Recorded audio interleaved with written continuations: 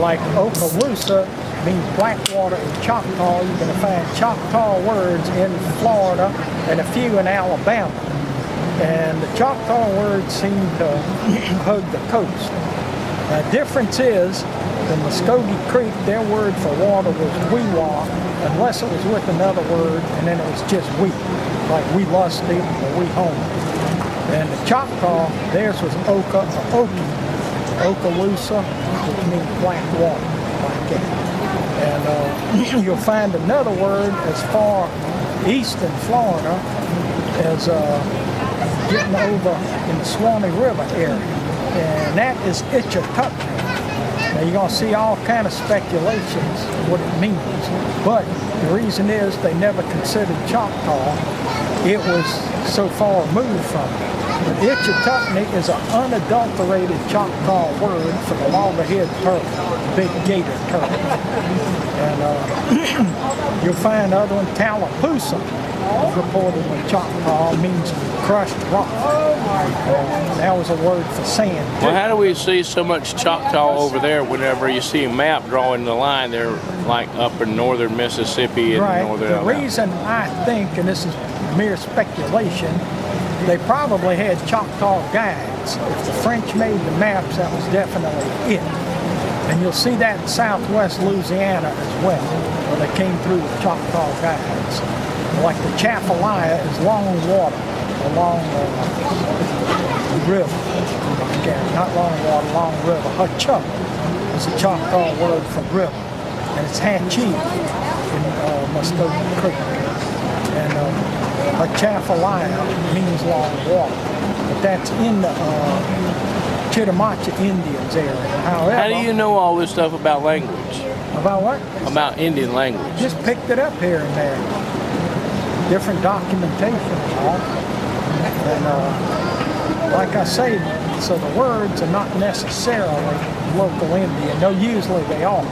You get into Peninsula Florida, you start running into the Hitchity Creek words, which is a Georgia creek. And their word for water too, though they're long away from the Choctaw, happen to be Oka or Okie too.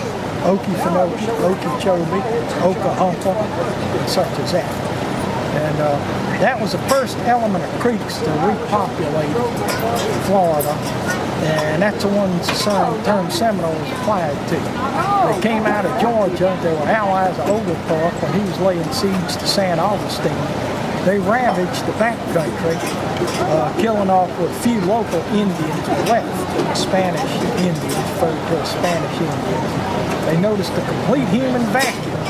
And that whole towns from the Oconee River area moved down into central Florida after that. And later on, the Muskogee element come in after this war to demonstrate here, the Creek War of 1813. After they lost out, that's when the Muskogee element went into Spanish Florida, of which Osceola was one of them. He was born in Macon County, Alabama. He was an Alabama-born Creek, as was his uncle, Peter McQueen, who he went with. He was just a kid at the end of the Red Stick War. And they went to Spanish Florida. And to this day, the Big Cypress Reservation down in the Glades, they speak the Hitchity language. And the Brighton Seminole Reservation, just north of Okeechobee, Lake Okeechobee, speaks the Muskogee. And the Muskogee speaking one can converse with one in Oklahoma, but not with the Hitchity speaking on the Big Cypress, unless they use the lingua franca, which is English. Well, you're so full of good information, we're going to have to talk some more. Now, before I close this out, I'd like to say your name and where you're from. Ben W. Ferguson, Jr. from the lower Choctawhatchee River drainage in Florida, in Walton County. And where do you get your rattlesnake bones from? Rattlesnakes, out of the back of rattlesnakes. That's a strange place for rattlesnake bone to come from. I get them out of my yard. I've already got 4 of them this year on the place.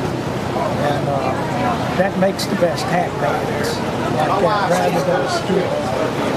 And this is a midsection out of a big horse killer, about 5.5 foot long. And if anybody ever sees a skeleton of a 3-footer, they'll realize how big this one is just from the size of their backbone.